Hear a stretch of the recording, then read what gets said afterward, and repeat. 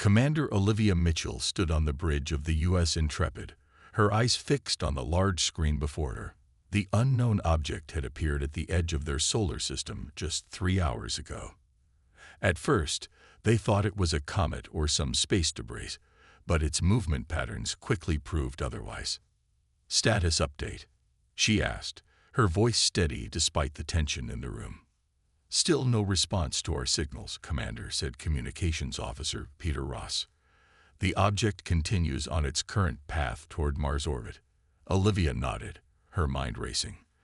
This was humanity's first confirmed alien contact, and it wasn't going as the protocol manuals had suggested. The visitor didn't announce itself. It didn't respond to standard greeting messages. It simply appeared and moved with purpose. "What do our scans show?" she asked, turning to Science Officer Lisa Winters. Lisa looked up from her console, her face pale. "It's definitely a ship, Commander. About the size of a small destroyer. Materials unknown. Power source. Well, it's like nothing we've ever seen. The energy readings are off the charts that don't match any known pattern." The intercom crackled. "Commander Mitchell, report to Emergency Council meeting. Immediately." 20 minutes later, Olivia sat at a large table with 12 other high-ranking officers in the Earth Defense Council's emergency chamber. Admiral Gregory Simmons, a gray-haired man with deep worry lines etched into his face, stood at the head of the table. "As you all know," he began, "we have an unidentified vessel in our solar system. Intelligence Officer Wright, please share what we know."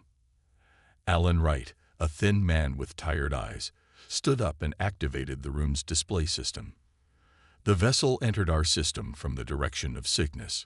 Its speed was initially beyond our fastest ships, but it has slowed considerably. It has not responded to any communication attempts across all known frequencies." "Could it be a probe, unmanned?" asked Vice Admiral Frank Porter. "Impossible to say without more data," Alan replied. "But its movements suggest intelligence. It adjusted course 3 times to avoid debris fields that our sensors barely detected." Admiral Simmons cleared his throat. "The question is, what do we do now?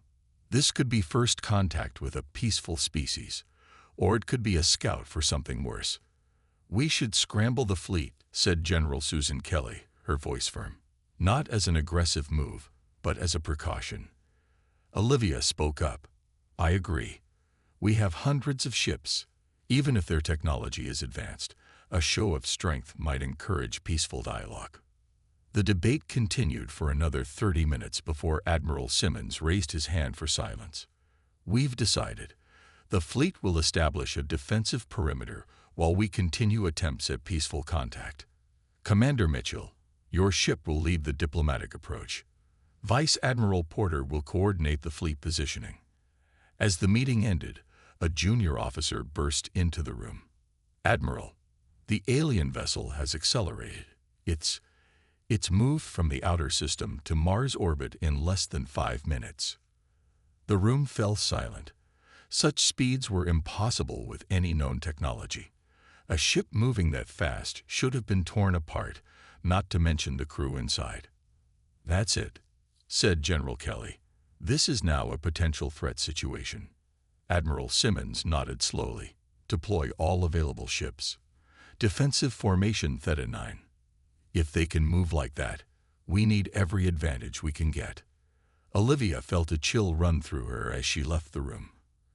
Earth had spent decades building its fleet, hundreds of the most advanced warships humans had ever created. They represented the pinnacle of human engineering and military might. But that single ship had just demonstrated technology far beyond anything humanity possessed.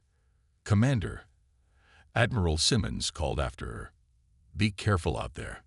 Whatever they are, they're playing by rules we don't understand yet." Olivia nodded.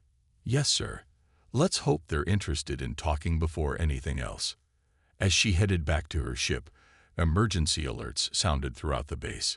The Earth Defense Fleet, humanity's greatest achievement, was about to face its first real test. The alien ship hung in space like a dark jewel.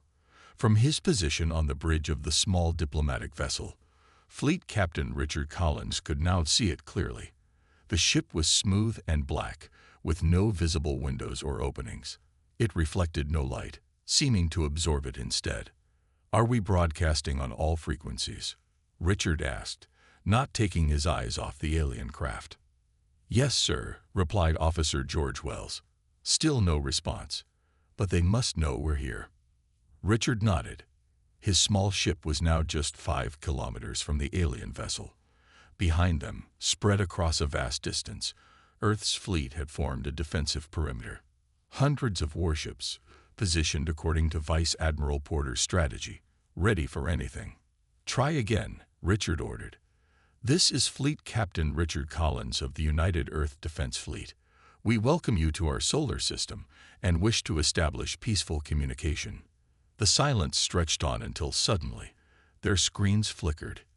A soft, melodic tone filled the bridge, rising and falling in patterns that almost sounded like speech. "They're responding," George exclaimed. The tone shifted, transformed, and then became recognizable words. "We receive you, Earth vessel. Preparing visual communication." The main screen on the bridge changed to show a tall, slender figure. Its skin seemed to glow with an inner light that shifted between blue and green. It had no visible mouth, but 2 large, almond-shaped eyes dominated its face. "I am designated observer," the figure said, its voice now perfectly understandable. "We are the Forai." Richard stood straighter. "On behalf of Earth, we welcome you. May I ask the purpose of your visit?" The alien's eyes blinked slowly. "Evaluation." "Evaluation of what?" Richard asked. "Of humanity," Observer replied simply. Meanwhile, on the lunar base, Dr. Samantha Powell and her team worked frantically. The readings from the alien ship were unlike anything they had ever seen. "These energy patterns are impossible," said Dr. Joe Franklin, shaking his head. "They seem to bend space-time around the ship." Samantha nodded. "And look at these particles. They appear to be moving backward in time." "What does that even mean?"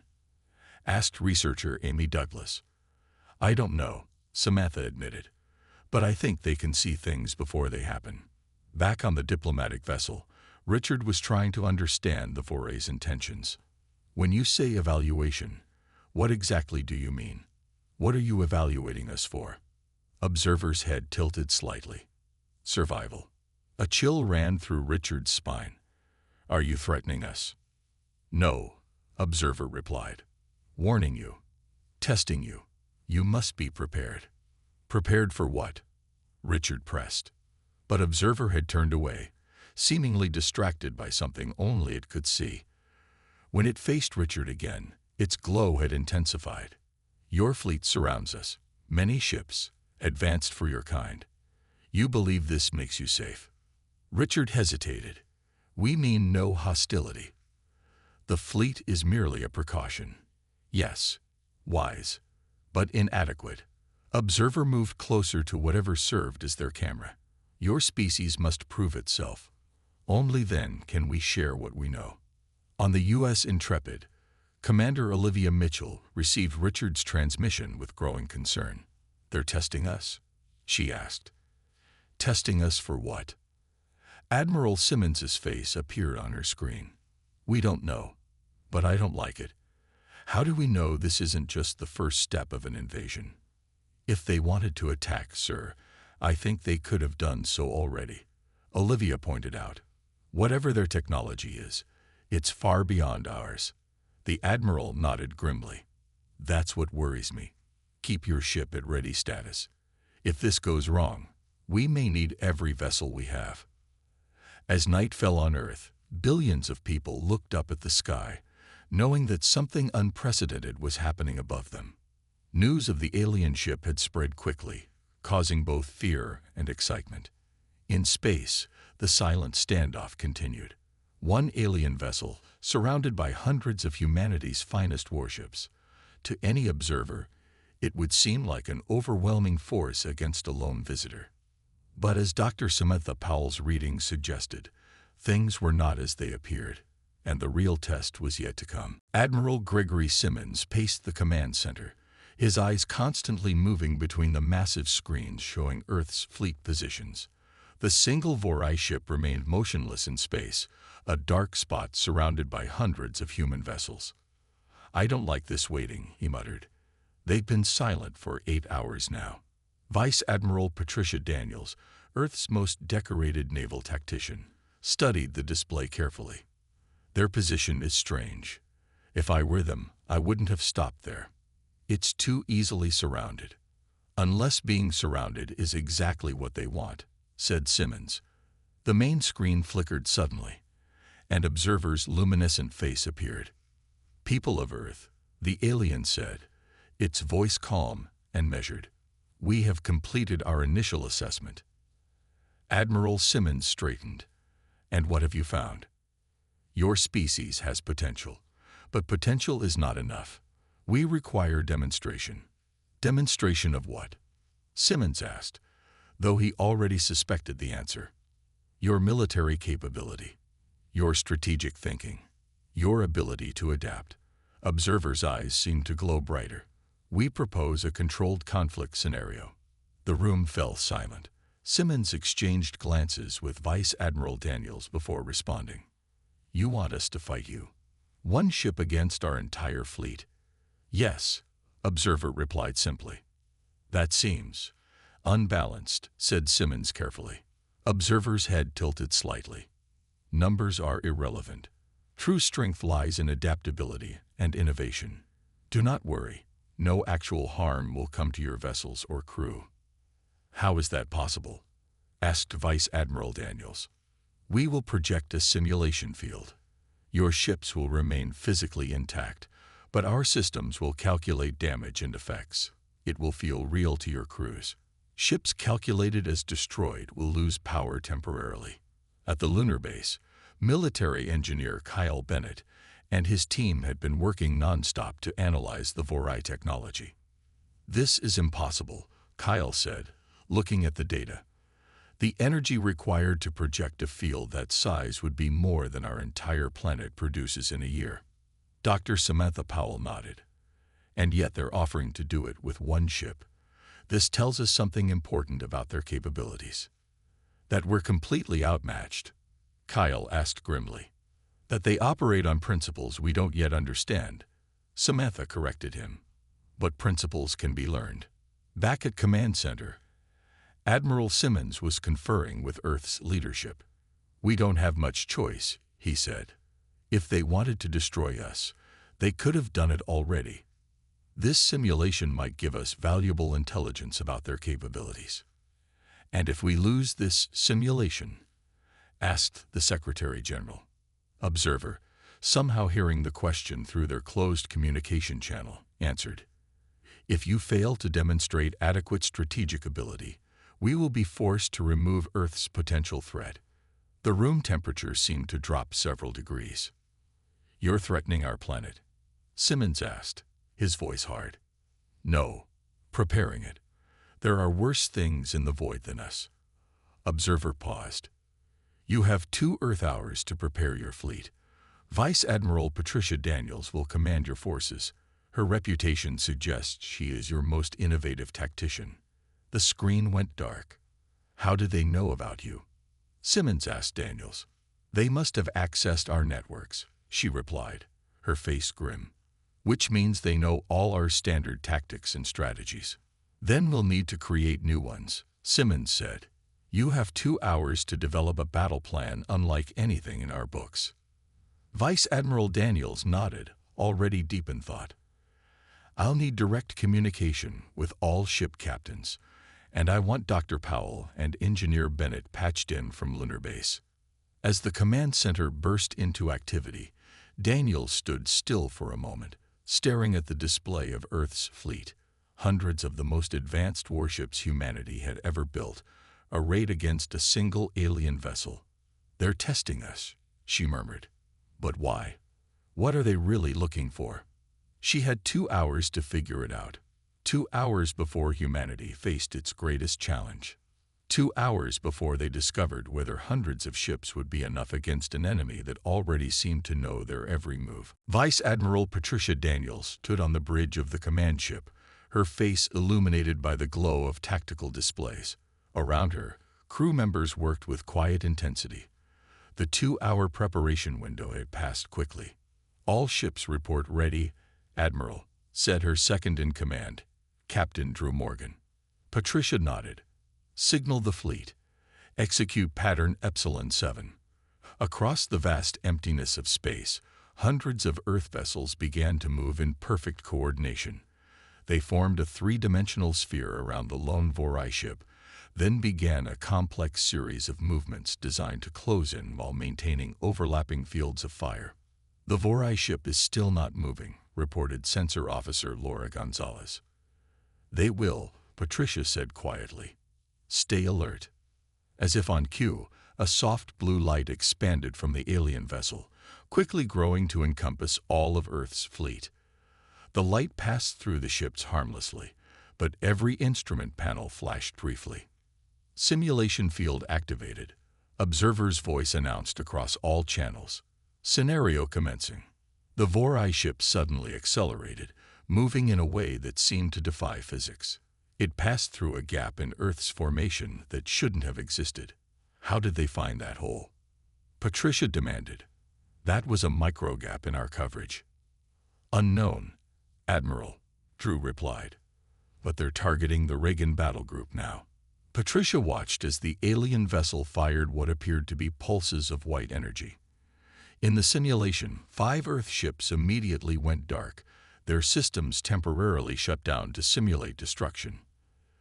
"They took out our ships without even slowing down," Laura whispered. Patricia's mind raced. "New formation. Delta 3 variant.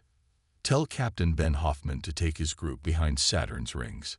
We need to set up a crossfire." On the lunar base, Dr. Samantha Powell stared at her readings in disbelief. "The Vorai ship is emitting tachyon particles," she told Kyle Bennett. "According to these readings, they're experiencing time differently." Kyle looked confused. "What does that mean?" "It means they might be seeing our moves before we make them," Samantha said. "We need to tell Vice Admiral Daniels immediately." Back in space, the battle was going poorly. The Vorai ship moved with impossible precision, always appearing exactly where Earth's defenses were weakest. Despite elaborate maneuvers and tactics, Earth ships were being destroyed at an alarming rate. Captain Eric Martinez watched from the bridge of the U.S. Valiant as another group of Earth ships went dark. "This is impossible," he muttered. "How are they predicting every move?" His tactical officer, Linda Ortiz, looked up from her console. "Sir, I have an idea. Permission to try something unorthodox." "At this point, I'll try anything," Eric replied. Linda quickly outlined her plan. Instead of following the fleet-wide tactical orders, they would do something completely unexpected. "Full power to engines," Eric ordered. "Break formation and execute Linda's maneuver now." The U.S. Valiant suddenly veered away from its assigned position, charging directly at the Vorai ship with all weapons hot. For a brief moment, it seemed the alien vessel was caught by surprise. The Valiant's simulated weapons struck home, the first hit any Earth ship had scored. "We hit them," Linda exclaimed. Their victory was short-lived. The Vorai ship spun with impossible speed and fired a concentrated beam. The Valiant's systems shut down completely. "Valiant has been neutralized," Drew reported to Patricia. "But they managed to land a hit before going down." Patricia's eyes narrowed. "Interesting. They broke formation and did something unpredictable." The Vorai didn't see it coming. Her communication panel chimed. It was Dr. Powell from Lunar Base. "Vice Admiral, the Vorai ship is emitting tachyon particles. We believe they can see slightly into the future, but only along probable timelines. They're predicting our moves based on established tactics." Patricia looked at the tactical display, watching as more Earth ships went dark. In just 2 hours of battle, nearly a third of their fleet had been eliminated, while the Vorai ship remained essentially untouched. So they can predict what we're going to do based on standard protocols, she said slowly. But Captain Martinez just showed us something. They can't predict what they don't expect. A plan began to form in her mind. It was risky, against all naval doctrine. But they were losing anyway. Get me a direct channel to all remaining ship captains, she ordered. Now, Fleet Communications Officer Heather Rodriguez monitored the battle with growing concern. Earth ships were falling at an alarming rate, but as she watched the patterns of movement, something caught her attention. Vice Admiral, she called out, I've been tracking the Vorai ships' movements. They react instantly to our planned maneuvers, but there's a slight delay when ships do something unexpected. Vice Admiral Patricia Daniels moved to Heather's station and studied the data. You're right. When ships follow orders, the Vorai counters immediately. But when Captain Martinez broke formation, there was a 1.3-second delay before they responded. Heather finished. Patricia's mind raced with possibilities. She turned to her second-in-command. Drew, I need to speak with Admiral Simmons immediately. Minutes later, Admiral Simmons's face appeared on her screen. Please tell me you have good news, Patricia. Not good news, sir, but maybe a way forward, she replied. The Vorai can predict our moves, but only when we follow established patterns. I need permission to try something unorthodox. At this point, I'll authorize anything. What's your plan? I want to give each ship captain sealed orders with different tactical approaches. They'll all open and execute them simultaneously. No central command, no unified strategy. Admiral Simmons frowned. That goes against every principle of fleet coordination we have. That's exactly why it might work, Patricia insisted. They predict based on patterns. We need to become unpredictable. After a moment's consideration, Simmons nodded. Do it. On Lunar Base, Dr. Samantha Powell and engineer Kyle Bennett made another discovery. The tachyon field has limitations, Samantha explained over the comlink.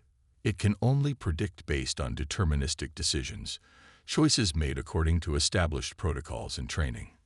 Kyle added, if you can introduce true randomness or have your captains make decisions on the fly, you might be able to confuse their predictive systems. Patricia thanked them and turned to her communications officer. Heather, send this to all remaining ships. New protocol. Chaos Gamut. Each captain will receive unique sealed orders, open simultaneously at Mark 0. From that point, make tactical decisions independently. No coordination. Trust your instincts. As the ships received their new orders, Patricia felt a weight on her shoulders. This approach went against everything she had learned in her career. Fleet coordination was the backbone of space naval strategy.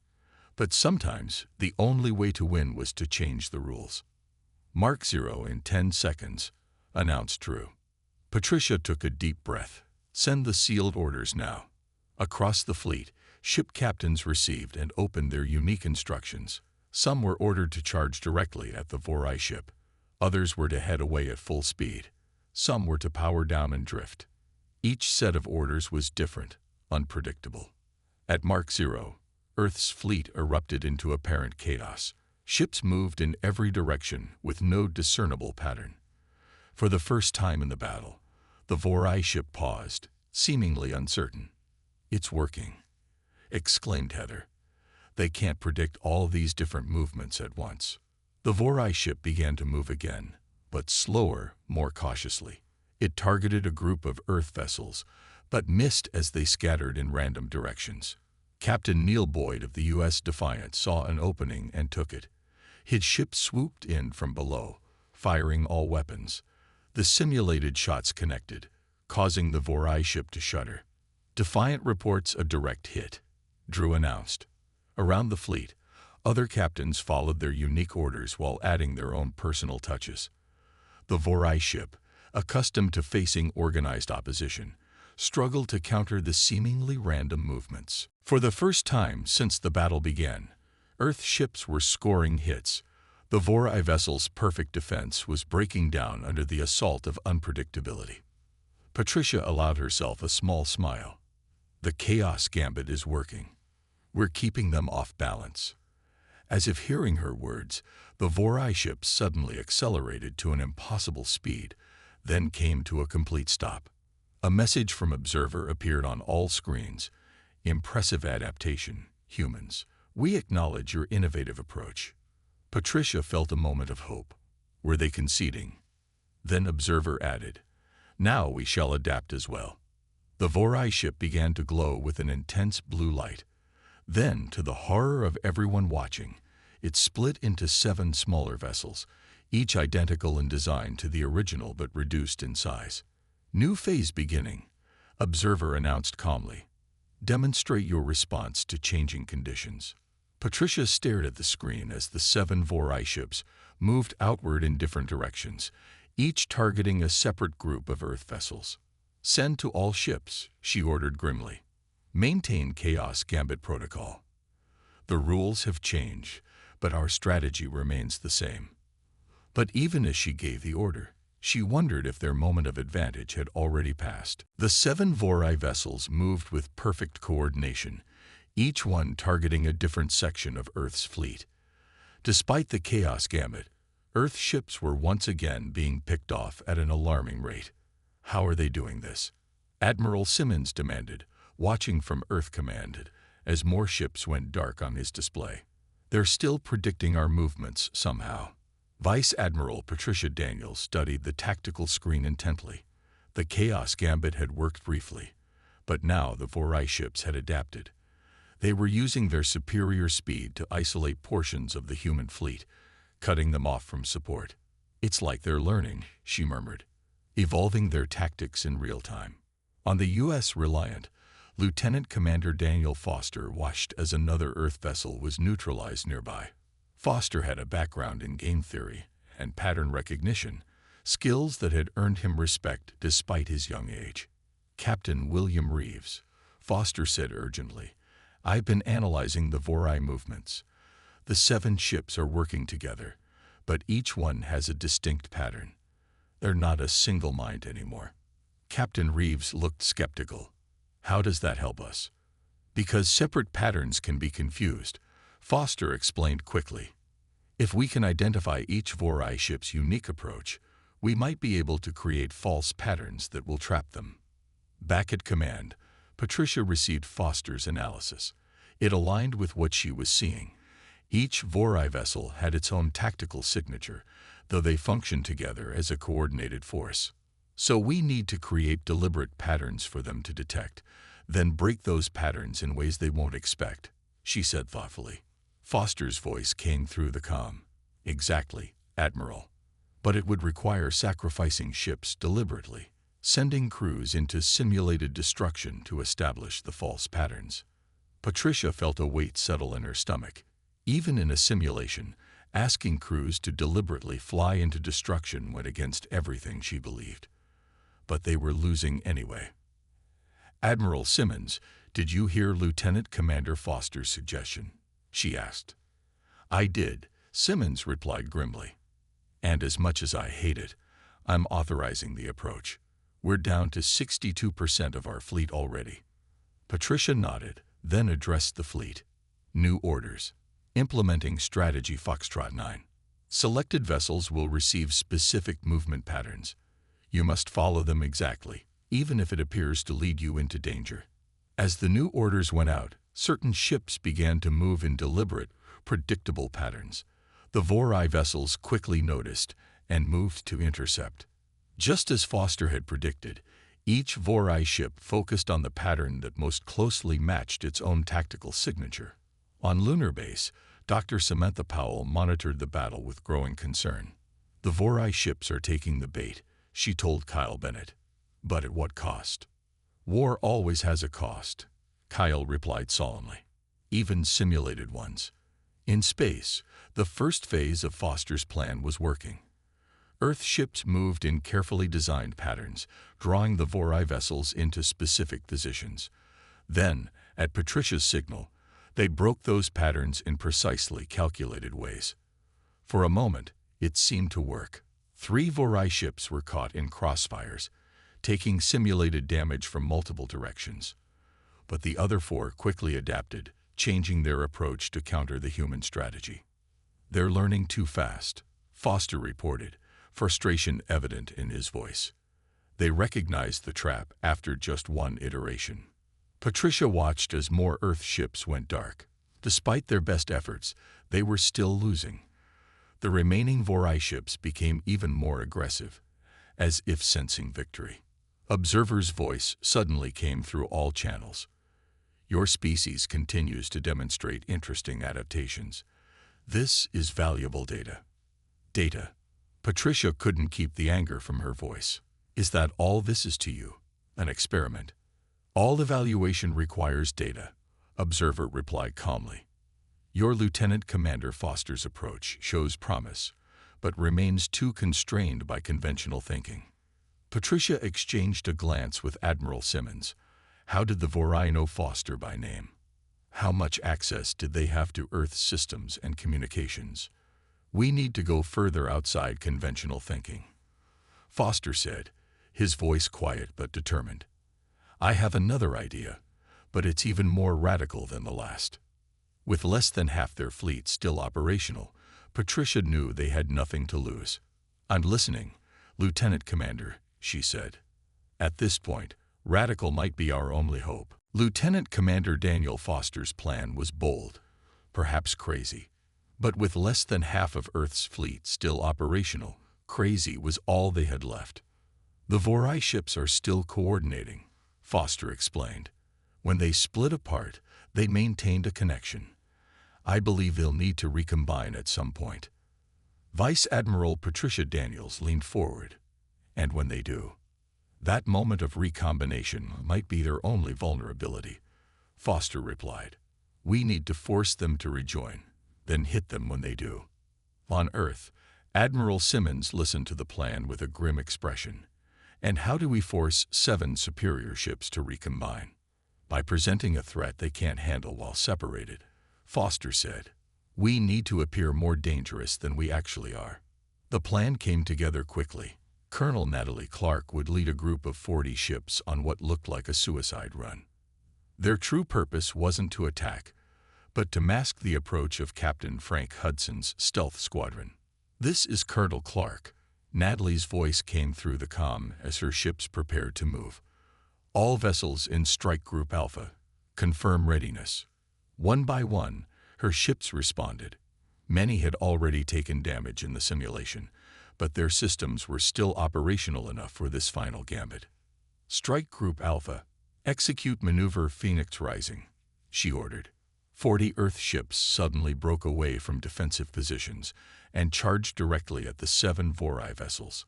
At the same time, Captain Hudson's stealth squadron powered down all non-essential systems and began a silent drift toward a designated position. Dr. Samantha Powell watched from lunar base, her heart pounding. "The Vorai ships are reacting," she reported. "They're moving to intercept Colonel Clark's group." From his position on the U.S. Reliant, Foster tracked the movements carefully. "They're following the pattern," he confirmed. 5 of the 7 Vorai ships are moving to counter Clark's attack." Patricia nodded. "And the other 2? "Still hunting our remaining vessels," Foster replied. "But they're spreading thin, just as we hoped." Colonel Clark's voice came through, tense but controlled. "Taking heavy fire. 8 ships already neutralized. Continuing advance." On her command ship, Patricia felt a surge of pride and sadness. Clark knew this was essentially a suicide mission, even in simulation. Yet she pressed forward without hesitation. "Captain Hudson, status?" Patricia asked. "In position, Admiral," came the quiet reply. "Waiting for the signal." The battle intensified. Colonel Clark's ships fought bravely, scoring occasional hits but taking devastating losses. Soon, only 12 of her original 40 remained operational. "They're considering us a serious threat," Clark reported. "All 7 Vorai ships are now moving to engage us." Foster's voice rose with excitement. "They're converging. Admiral, I think they're preparing to recombine." Dr. Powell confirmed it moments later. "Energy readings are spiking. The Vorai ships are gathering in close formation." Patricia took a deep breath. Captain Hudson, stand by. As they watched, the 7 Vori vessels drew together. A brilliant blue light connected them, growing in intensity. Now, Foster shouted. They're vulnerable during the merge. Patricia didn't hesitate. Captain Hudson, execute attack pattern Omega. All remaining vessels with firing capability, target the convergence point. Hudson's stealth squadron suddenly powered up, appearing seemingly from nowhere just 2 kilometers from the merging Vori ships. They fired everything they had at the point where the blue light was brightest. At the same moment, every remaining Earth ship with operational weapons also fired at the same target. The combined firepower was more than anything they had managed to bring to bear previously. Dr. Powell's voice came through, filled with excitement. It's working. I'm detecting a power surge in the Vori ship. Their defenses are fluctuating. For a brief, shining moment, it seemed humanity had found the key. The Vori ships, caught in the middle of recombining, couldn't defend properly against the massive coordinated strike. The blue light flickered, dimmed, then flashed blindingly bright. When it faded, the 7 ships had become one again. But unlike before, the single Vori vessel now showed visible damage across its surface. We hurt them, Admiral Simmons said in disbelief. We actually hurt them. Observer's voice came through all channels, but it sounded different. There was a new tone that almost sounded like respect. Simulation complete, Observer announced. Final assessment ready. The simulation field dissolved, and power returned to all Earth ships that had been destroyed during the battle. On screens throughout the fleet, Observer appeared, its luminescent form seeming somehow different than before. Representatives of Earth will meet with us, Observer stated. Admiral Simmons, Vice Admiral Daniels, Dr. Powell, and Lieutenant Commander Foster. 1 hour, your flagship. Admiral Simmons exchanged glances with Patricia. I guess we don't have a choice. We never did, she replied quietly. 1 hour later, the 4 humans gathered in the conference room of the U.S. Intrepid. A soft blue light appeared in the center of the room, coalescing into Observer's tall form. Thank you for coming, Observer said, inclining its head slightly. Did we pass your test?